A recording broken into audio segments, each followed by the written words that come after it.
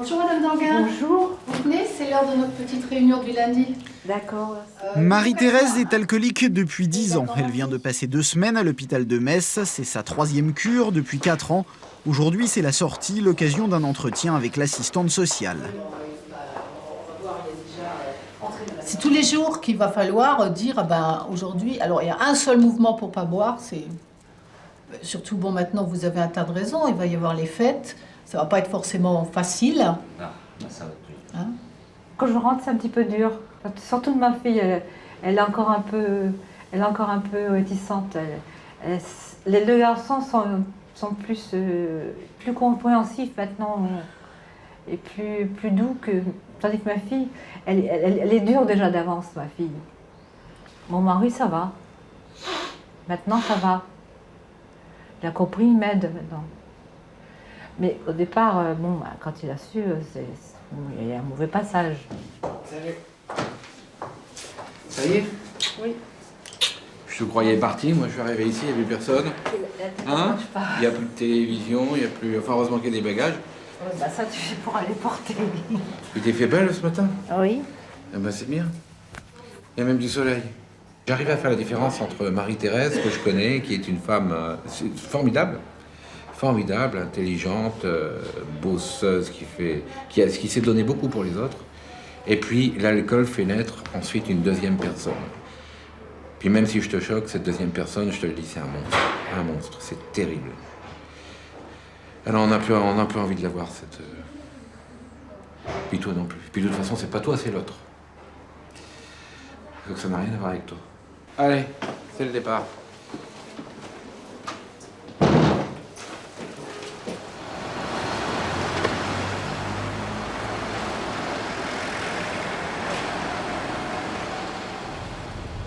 Enfin, on a eu peur, très peur de te perdre, quoi.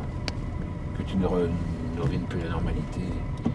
On a eu peur des chutes qui nous ont vraiment effrayés. Tu sais que tu aurais pu te tuer, hein, quand même, plusieurs fois. Très mal. J'avais un copain médecin, on était très proches. Un jour, je lui ai parlé de ça. J'ai dit, Thérèse va bien, elle va pas bien, tout ça. Il m'a dit, ta femme boit. C'est pas vrai. Si, elle boit, puis elle boit des... J'ai pas voulu croire.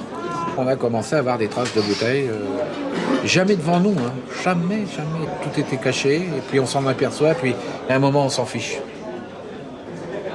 On regarde si elle n'est pas morte, on la soulève, on la met dans un lit, il y a ce moment-là, et puis il y a un moment, inconsciemment, et vous avez envie de lutter, ça reprend, et puis à ce moment-là, de nouveau, vous allez repartir à téléphoner, à essayer de trouver un médecin, à essayer de trouver un hôpital, et puis voilà, puis on repart à la bagarre.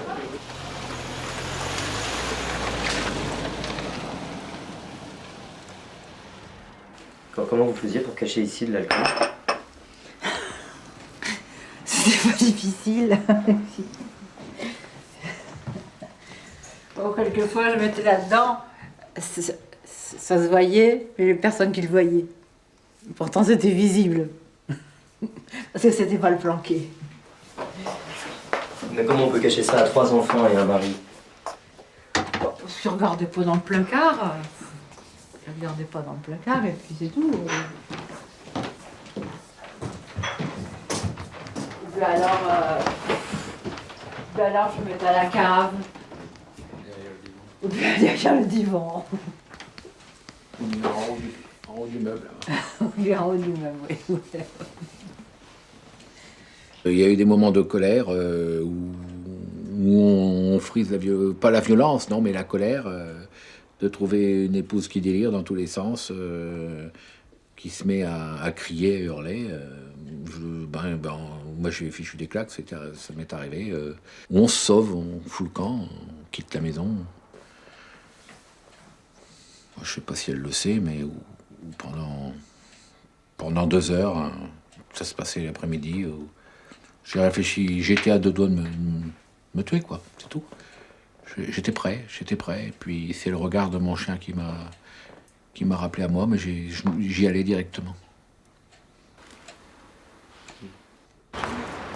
Nous sommes le 31 décembre. Avant les préparatifs du réveillon, Marie-Thérèse revient à l'hôpital pour un entretien avec le médecin qui l'a suivi pendant sa cure. Danguin, bonjour. Venez. Comment ça va? Oui, c'est vrai. Bon, donc ça fait 10 jours que vous êtes sorti de l'hôpital. Donc, point de vue dépression, anxiété, peur de rechuter. Ben, je vous dirais franchement que j'ai eu une faiblesse cette semaine.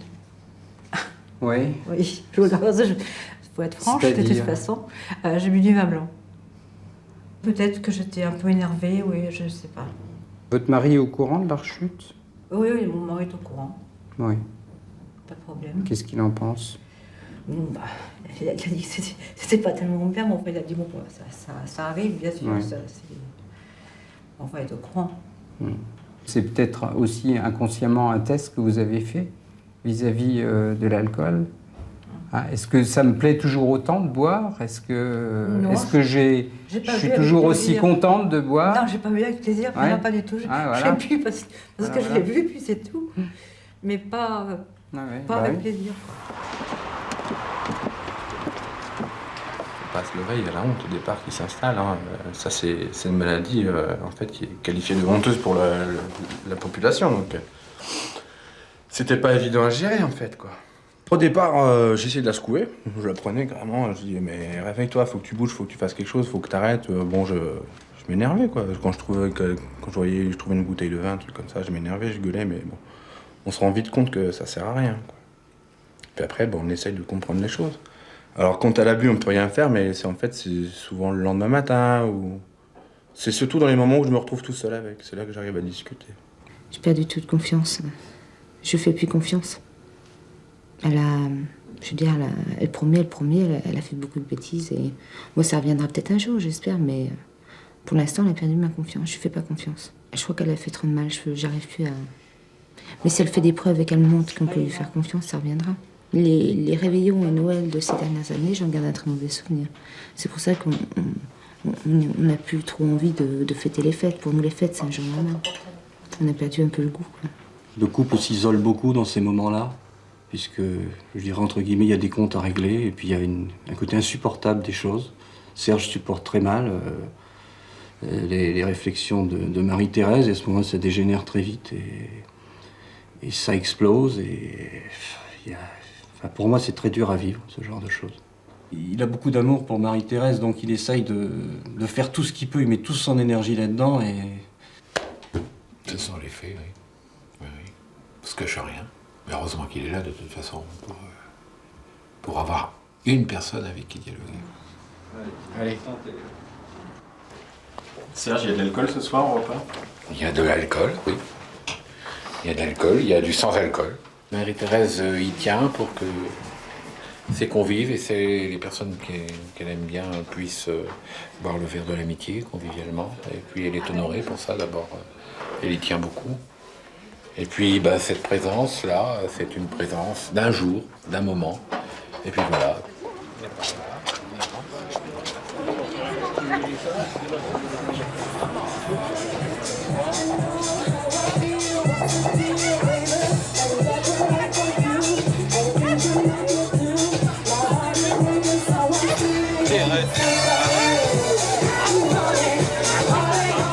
Ce soir, je la trouve géniale. Grandiose. Heureuse? Ah oui. Ça se voit. Je crois que c'est le bon chemin. Ça va pas se faire tout seul, mais elle a trouvé la bonne route.